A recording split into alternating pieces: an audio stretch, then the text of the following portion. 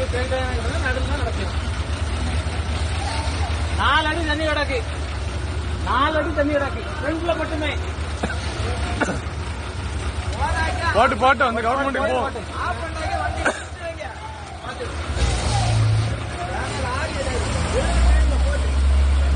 போ. மாட்டிக்கங்க.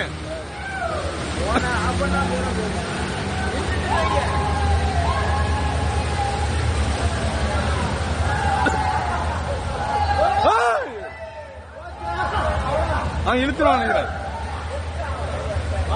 அவ்வளவுதான் என்ன வீடியோ கேட்கணுங்களா?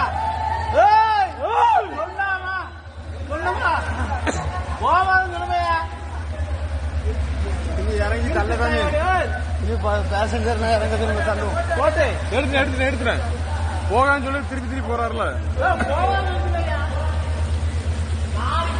வீடியோவா.